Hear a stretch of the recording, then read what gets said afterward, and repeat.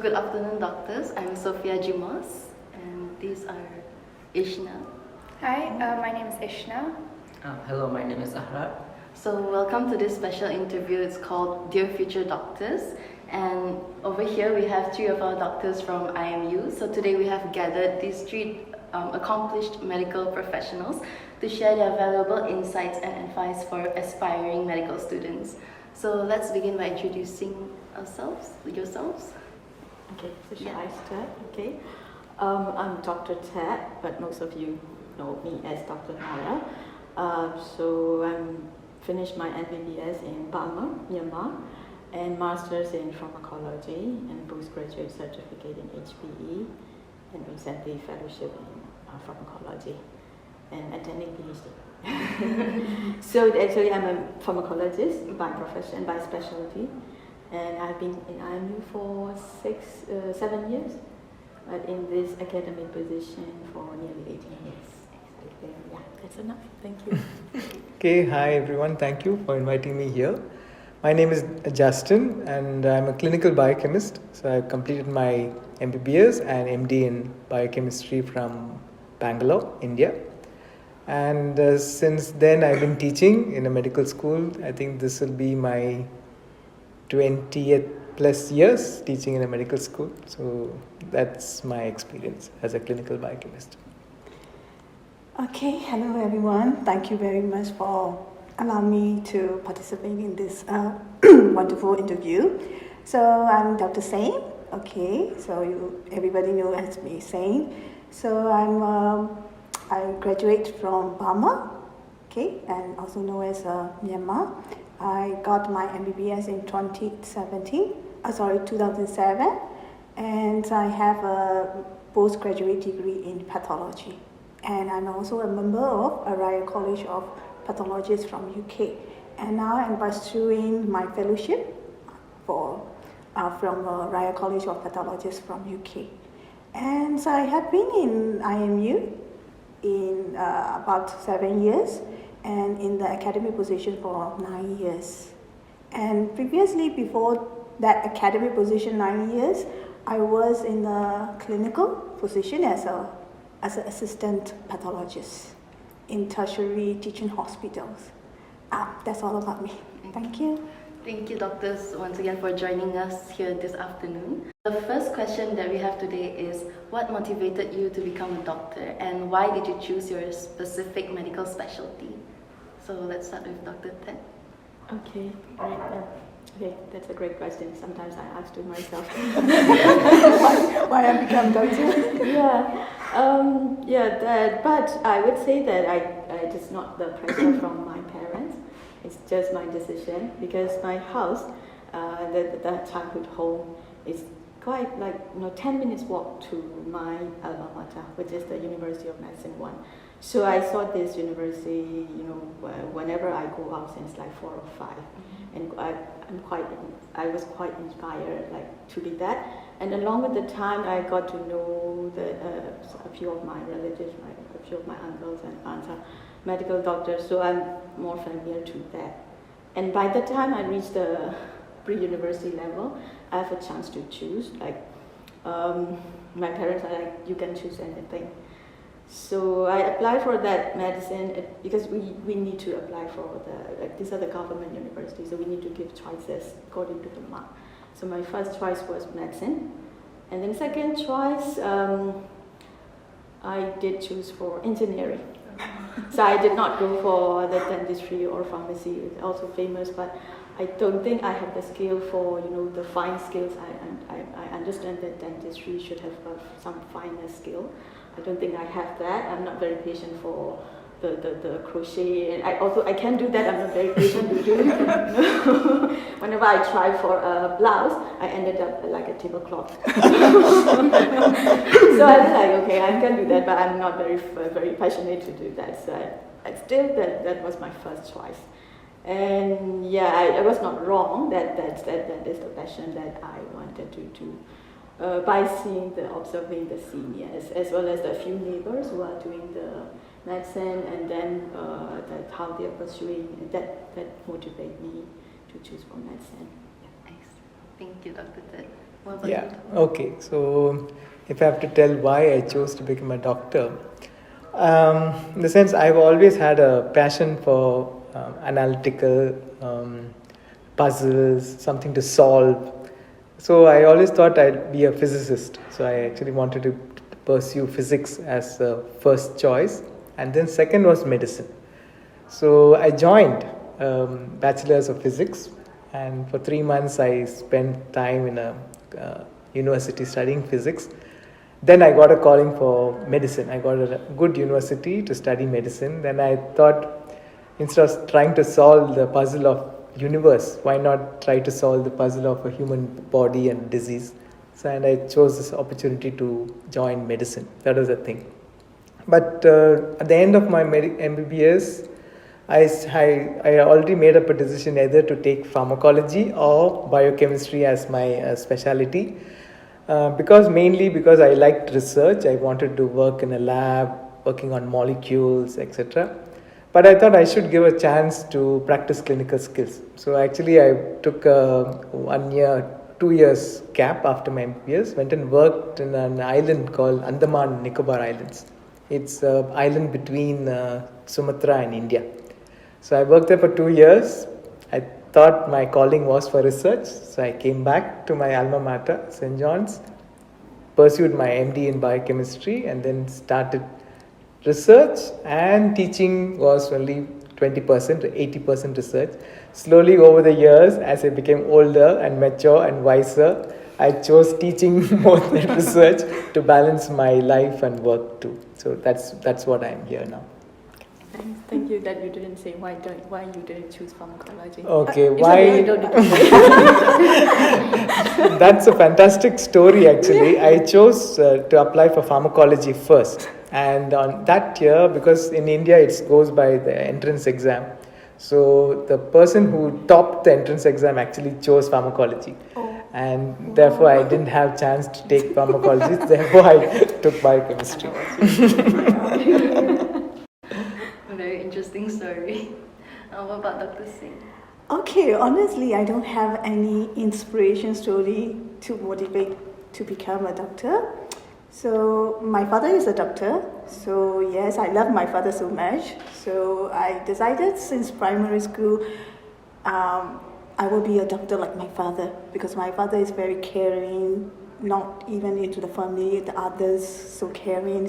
And also since I was a little, I stay in the hospital compound. So the hospital environment is quite, it's very familiar to me. All the nurses, the laboratory technicians are around in the hospital quarters, the hospital hostels. They give us a compound, it's a big apartment building. All these hospital staff are there. So I was happy in that compound, even though there is a the ambulance alarms, all these, and whenever my father came back from hospital, I all used to the hospital disinfected smell, and I like that smell very much. So this is how I decided to become a doctor. But when I grow up, then I like biology especially, and I'm very bad at mathematics and physics.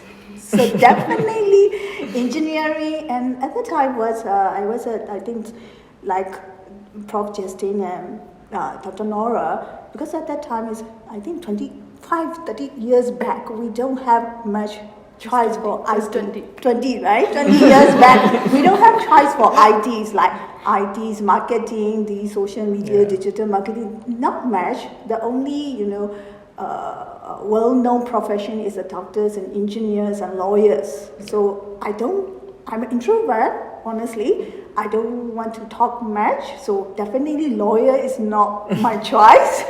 I'm so bad at physics and mathematics, so yes, definitely engineering is not my choice. So yes, I'm very interested in human body, and I'm interested in, why these diseases are happening. Okay, why diseases are happening? Why cancer are happening? In my high school time, whenever I heard some diseases like dengue, right? Dengue, some dengues are very severe, some mild.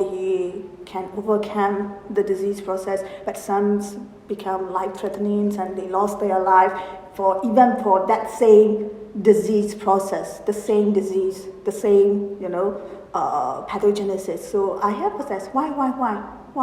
So I think that's the reason I become a pathologist, to find out why these diseases are happening. So that is one of the reasons, and honestly, I like to do a post-mortem autopsy. I like to explore. Yes, somebody dies. Okay. Yes, it's very unfortunate things, but I want to know why these people are dying. Okay, autopsy. So I like autopsy. So the opportunity give me to do an autopsy is the pathology discipline. Another discipline to give opportunity to postmortem is a forensic medicine. But since I don't want to talk much, I don't want to talk to lawyers, I don't want to talk to judges, so forensic medicine is not my specialty choice. So the only thing is the pathology. Another best thing in pathology is I'm not so sure you had this word. The pathology is a bridge between the basic medical science and the clinical science. Okay, so yes, being a pathologist, there is a many opportunity to choose for your career. Like you can choose full-time academic like me in the university teaching medical students, or you can go for research in the cancer institute, or if you are really don't like academicians or if you don't like research, you can be in the hospital as a clinical pathologist diagnosing clinical problems and the disease process. So there's a lot of opportunity to choose your career pathway. So I think this is the reason why I choose a pathology. And another one is I think most of the basic medical science discipline or specialty have more work-life balance. Okay, so as a pathologist, yes, I do post-mortem.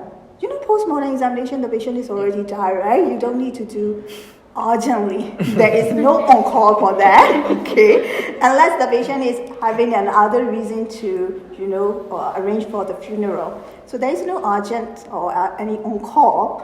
So if it is public holiday, you can, postpone your you can postpone your autopsy reports or any laboratory reports. Okay, so there is no on-call. So I think this is much more of work-life balance. Okay, work-life balance. So since I married so early before graduation, I married at third year MBBS student. Mm-hmm. So work-life balance is and I got my first child in final year MBBS day, so I think work-life balance is most important for me. So I think the only pathology disciplines and other medical science subjects are having a more work-life balance. So this is the reason I choose pathology as my further study and specialty. And that's all about it. Thank you, doctors, for the very interesting and inspiring stories. Inspiring from many aspects, right? Yeah. So for our next question is, what advice would you give to medical students who are just starting out their journey in medicine? So would Dr. Justin start? Okay, sure, I can go. So advice in the sense, I want to tell medical students how to face failures. I think that's more important than to be a good medical student, is to know how to face failures, because the medical course is quite a difficult course. And I'm sure not all of us are top students, and many of us are average students. So we do go through failures. So from my point of view, if somebody is going through a failure, I think the best way is, this is what I do personally. I immediately take all the positives which I can find in that situation and put it in front of me as a shield. For example, if you fail in let's say an exam, so immediately I think of, okay, I have a family who supports me, so they are there. I have some friends who are going to support me, or I can use this failure to study better. So I arrange all the positives in front of me as a shield, and once you arrange them as a shield, then this failure does not put you down at all. You can easily face the failure without any problem. So that's what I feel. I think all students should realize they should not get curved on by this failure and go down in a rabbit hole. They should immediately take consideration of all the positives they have in front of them and use it as a shield. So that's what I feel. The second thing, the best advice I can give is fake it till you make it. I think that's the advice everybody gives you. You just fake it. I'm sure you will make it. And most of us have done that. I think without realizing we do it. I think when we realize and do it, I think you can easily get success in your future. That's my 2 advice for the medical students. Thank you. And would doctors say? Yes, I would like to tell our future doctors who started a medical professional journeys, you can do it. Okay, you can do it. There were a lot of time for me that I just want to give up during these 5 years and housemanship. I just want to give up. Okay, because I couldn't do it. Definitely I couldn't do it. Because I love to sleep. I love to sleep, and since medical students studying from first year, you will have to sacrifice your sleep. Okay, and in the housemanship, not just only sleep. Okay, definitely housemanship, definitely you lack of sleep and also lack of eat. Okay, so during the operational theater, right, if we have a major surgery, some of the major surgery takes about 4 to 6 hours. You have to skip your lunch, breakfast. Okay, so yes, I'm so hungry, and I know this is not good. When I'm hungry, I'm just a little bit, agitated. Okay, agitated. So I know myself that lack of sleep and lack of proper eating make me so stressful. So I cannot cope it. So during the medical school years, and the housemanship, during the whole year of housemanship with my little kids, I want to give up. I'm not going to go through this. Then my father talked to me. No, you can't do it. Everybody can do it. Even if you do engineering or other discipline, yes, you need to sacrifice and have a lot of commitment. Okay, a lot of commitment. Okay, and not just only you, other medical students, those who are in front of you, the consultant, the professors, the nurses, they are all sacrificing their time. Okay, they are sleep. Okay, because my hobby is also sleep. So it's a time matter. It's just a time matter. You can cope with it. Nobody will die because of lack of sleep. None of the house officers die of lack of sleep or skipping a breakfast or meal. So you can do it. Okay, so you are. Not everybody is special or Einstein or something. They are not born special. They are just like you. So you can do it. It's the profession that you choose. I already told you, yes, my father, although he's a doctor, when I choose a medical school, he objected me. He refused, no, I know you because he knows me. He definitely knows me that medical is not professions. He said there will be lack of sleep, lack of proper eat, you won't have public holidays, you don't have weekends, and you have to, and another thing is you have to put your finger to somebody's illness. And you have to smell it, you have to look it, saliva, everything, sputum, phlegm, all these nasty things. I just said, okay, I'm going to medical school. Then she said, you remember that before you go to medical school, I object you because of these, that you yourself push yourself into medical school. Now you are on the way. You cannot give up. So you can do it. Yes, actually I can do it. Mm-hmm. I'm not dying, or I didn't die at least. So yes. Because sometimes after you complete your housemanship and your mandatory internship as a medical officer, you can choose or you can cater your career pathway accordingly. Okay, I'm not so sure about Malaysia contents. In our country, after we graduate and after we complete our house officer, we can choose our career pathway, whether we are going for research institute, whether we are going to medical university as an academician, or whether we are going for clinical postings. So yeah, finally I did. That's all. You can do it. Okay, Yeah. you can do it. Whatever your grades are, or whatever your pre-university achievements on the way of this medical career, you can do it. Yeah, I agree with Dr. Yeah, sure. Okay, what about you, Dr. Htet? Okay, so I think I have to continue from the second one. I think I didn't add why I did choose pharmacology.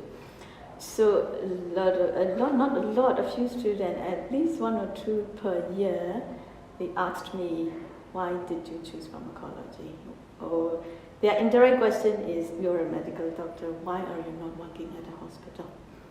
So there is a story behind that, which I did not reveal to everyone, but I told to them in a jokingly way that this is not my first love, but this is the subject I'm married to, so I'm making my marriage to be the best. So I didn't tell everything, but the initial decision, since I was the whole year, until my houseman, everything, I wanted to be a clinician. I have a specialty chosen for that, which I do not want to reveal now, because I didn't go for that.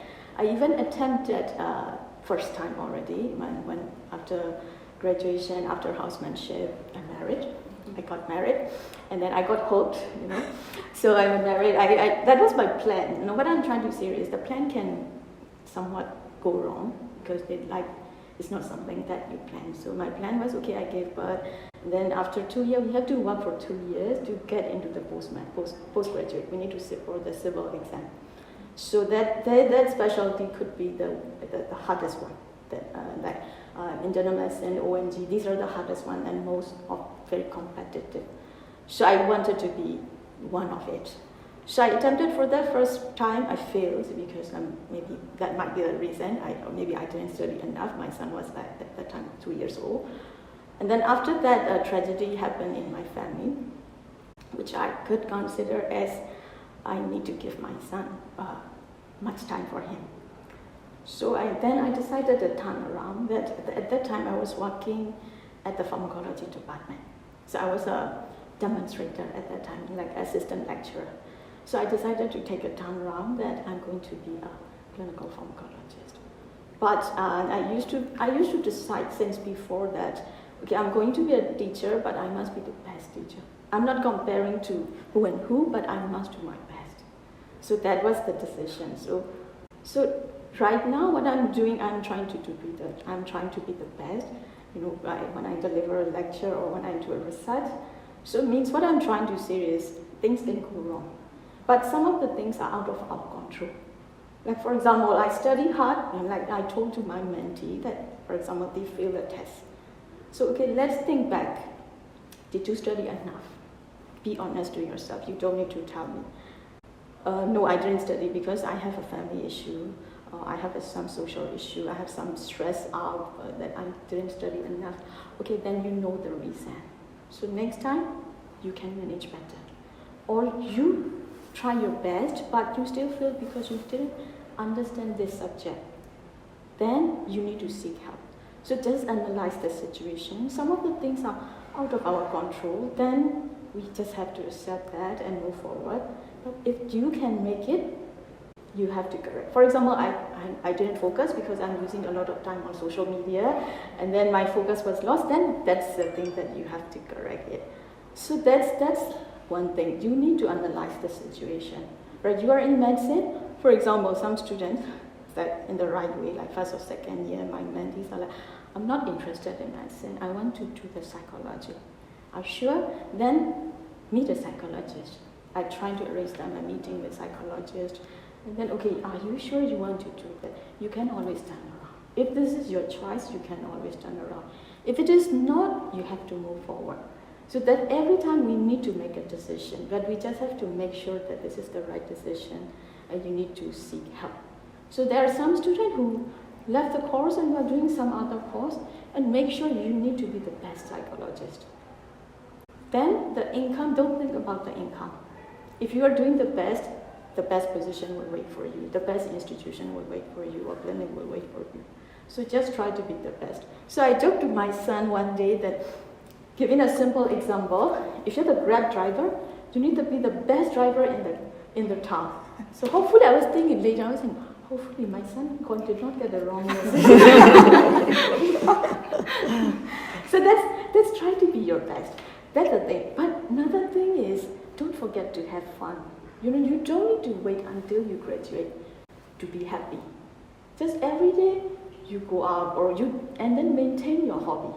For example, some students say, Doctor, I want to be a photographer, I want to be a painter, a few students. Maintain your passion. I mean, like some professions, some hobbies, you can study alone. Right? You want to be a computer, you want to learn computer programming, you can do online course. For example, if it is your passion, still go for it, still give some time. Like 1 or 2 hours per week. Like for example, right now, I always wanted to do, piano, music, some instruments, play instrument. I always wanted to do painting. But I didn't give enough time, so recently I gave myself some time. Like that, just not every day, not every week, but I'm giving myself time. So that's the time that you can feel that you're doing something, or reading, or whatever. So have fun. And then another thing is, you need to be healthy. So don't wait until you break down. So you need to do some regular exercise or physical, whatever you are interested. So, and then, maybe the most important criteria for me is like what we have that logo or saying in our university by Tansari. You need to be a good doctor, to be a good person, a good human being, to be a good doctor. You never forget about that. So, for example, like if you think this is not an acceptable behavior, don't do that. Right? So for example, something that should not be acceptable, like bullying or fighting, whatever, that it's not a good, like unkind, anything, don't do that. Right? Because the basic thing is you need to be a good human being. So after all, that studying will come. Like, just like Dr. Singh says, it can ever happen. Sometimes you study, I fail some tests, but just study again. Just like Dr. Justin said, find the reason that what are they still positive for you. So the knowledge comes, but I would say be a good person first. Maintain your health, maintain your hobby, so that you will enjoy things. And then communication skills. To my experience, when I look back 20 years, I was also one of them. I want to be one of the best student or top 5 student or top 10 student in the class. But at the end of the day, when I look back 20 years, all of my classmates are doing really well. Not only the top achiever. I can't say his name. Like my batchmate was like sitting because we arranged alphabetically. So like he used to tell me that because my vivas are long, but because we need to set the viva. So if my mark is a little bit higher, they ask me longer, like 1 to 2 hours. So he got like, I need to wait a lot of time because of you. He's just used to talk to me. He's also a famous clinician now. So main specialty, we just have gone through the exam and special. He's very good at communication skills. So he's now in Australia. He's doing really well. So it means all of you will be doing well, but just maintain your good personality, good time management and everything. At the end of the day, these are really matter. I agree with that. Thank you. So definitely fake it till you make it. Yes. And we will all do well. And a lot of people outside of medical school saying that medical students don't have fun in medical school, and that's not right. Yeah. A lot of people actually do hang out with friends and go out and have fun. So thank you for the advices. I think when we look back, right, the happiest time is the medical school, not after graduation. Yeah. And you know what I did during the medical school is, because we are so stressed, right? We have a lot of examinations, class tests, everything. So during the exam time, most of girls, they cannot, dress up and make up. I'm the only one who did the full makeup and dress up during the examination days because I don't want to be stressed. Okay. So during the exam days, my friends, especially boys, are looking at me. Oh, you are so beautiful. And have a full makeup. Yes, I'm not going to study anything in that exam day. I just do all my makeup and dress up and go to the exam. So yes, yeah, you have fun and yeah. Okay, because no point, right? You study on the very last minute on the day of the exam, so you just. So, okay, that's it. Alright, so I'll just move on to our next question, which is what are the most important attributes or qualities that you think a doctor should possess? Shall I go first? Yeah, Okay. Okay, according to me, sincerity. How sincere you are to whatever you do. I think if you're sincere, everything else just falls into place.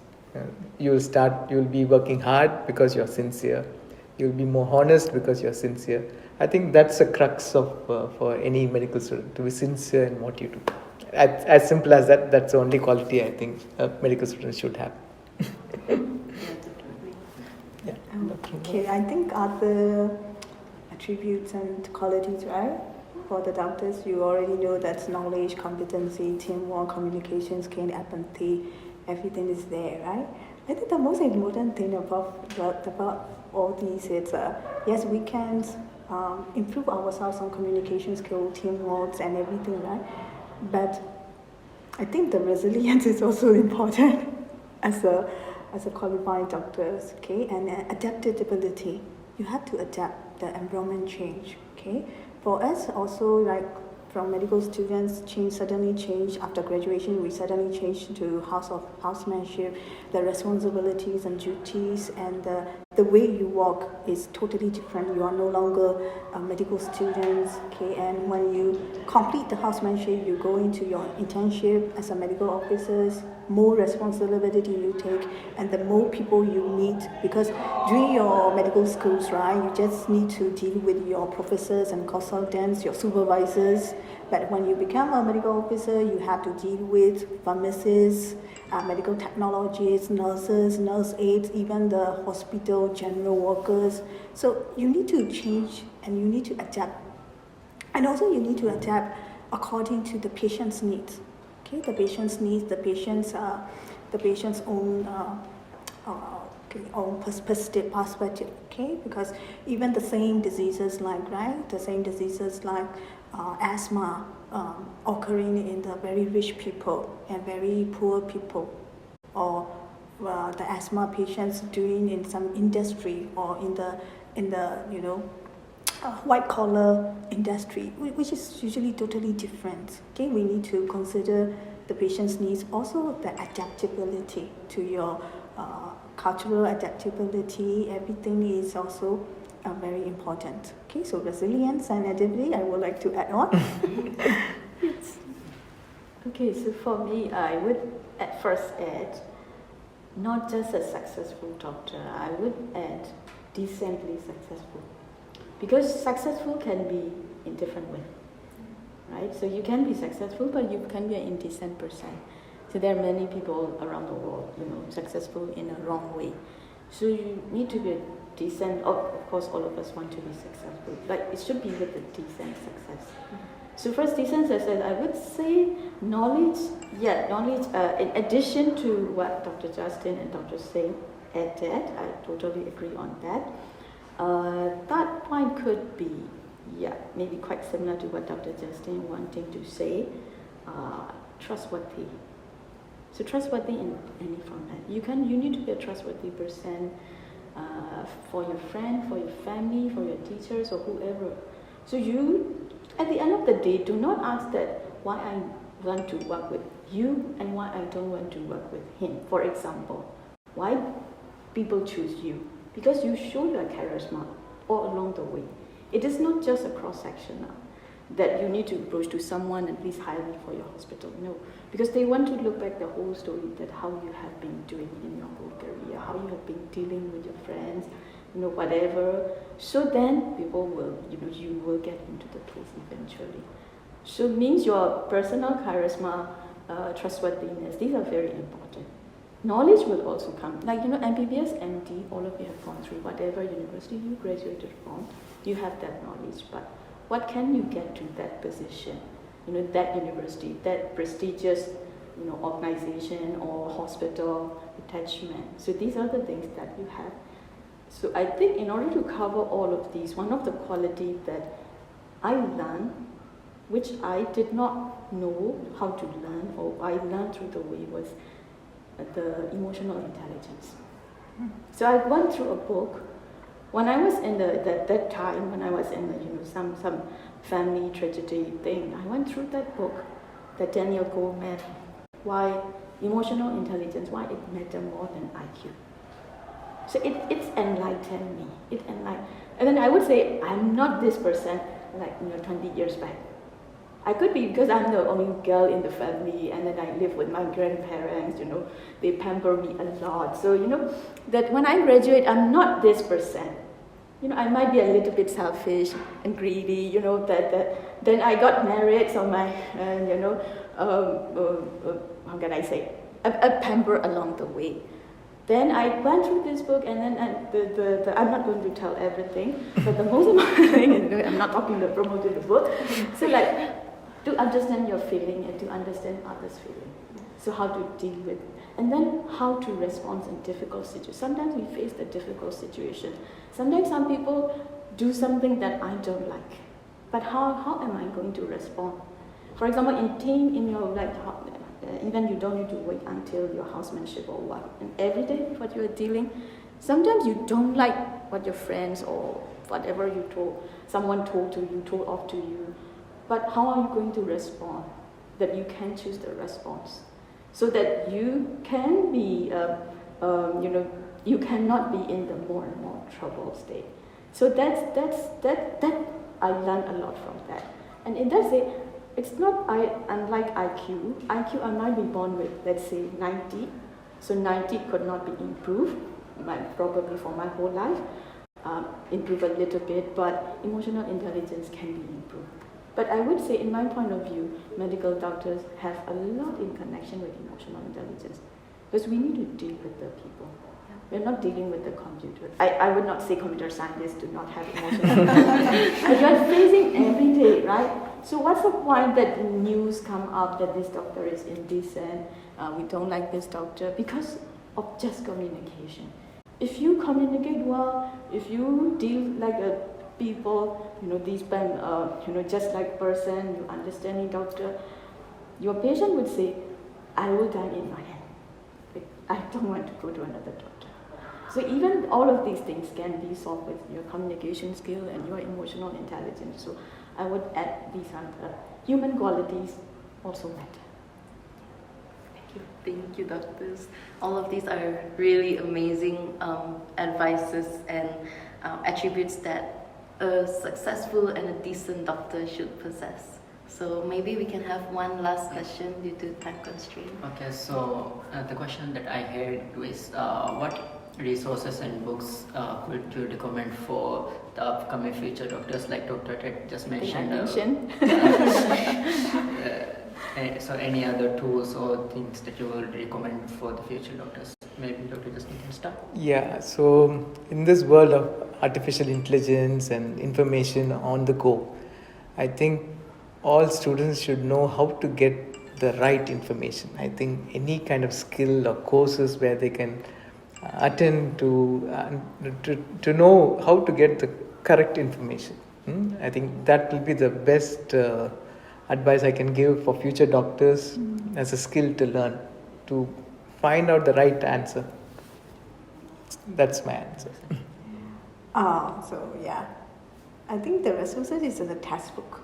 Okay, so after all these researchers, findings, they compile everything.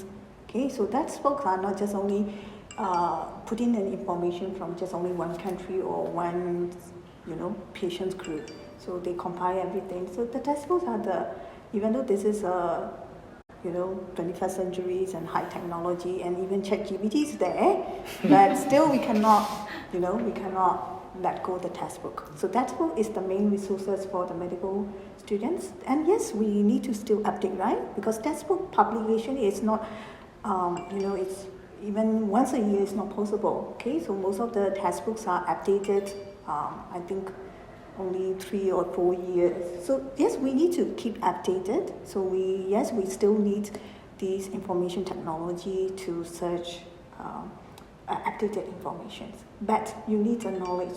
Okay, you need the baseline knowledge from the textbook. Because when you search on Google, right, there will be a lot, right? There will be a lot. Which one is right? Which one is wrong? Which one is gossip? Even gossip are there, right? Sometimes you type something, only the gossips and rumors from the social media is canvas, not the proper, So yes, so you need a baseline knowledge from your textbook, and you keep updating with these IT, okay? IT, and if you have a basic knowledge from textbook, you know whether this is makes sense or not.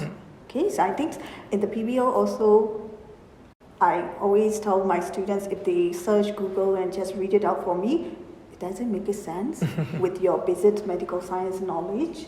How could you explain that? Okay, so I think for me still, maybe I'm old-fashioned, but I'm still encourage you to use textbooks as a resources. Okay. Okay, so I would not, I'm a bibliophile, so I read books. So I would say, maybe according to your interest, but I would say different books, in addition to what Dr. Say mentioned, this is the basic thing that you have to do, okay? You can't be reading all the books aside from the textbooks, and you will not probably make for the test. So you need to get the degree first. But additional time, I would not say just one category. For example, like recently I read the book Eat the Frog. I'm sorry, I forgot the author. It's a famous one, I think, the famous motivational speaker. So Eat the Frog is just about time management. Or 5-second rule, something like according to the category. Like if you think I'm lacking of skill on time management, go and read some book. You don't need to read the whole thing, small thing, or maybe summary. Listen to the summary as an audiobook from YouTube. So I think according to the area that you interested or you want to improve, I would say reading will help you a lot. That will enlighten you to go further, like how should I arrange, or how should I do this thing and that thing. And when you're depressed, you can find some books that can enlighten you. So of course you need to take counseling or whatever, but I would say 50% that books by the good authors can help you. So keep your habit or hobby. If reading is your hobby, just keep 1 or 2 hours and find the books that you are interested or area that you want to improve. That will fasten your journey. Thank you for all these amazing suggestions. And that is all for our interview today. Thank you, doctors, for your time, and thank you for joining us this afternoon for this interview and sharing your expertise and your knowledge for future doctors and for us medical students. So that is all. Thank you so much. Thank you. Thank you so Really much. enjoyed it. Thank you.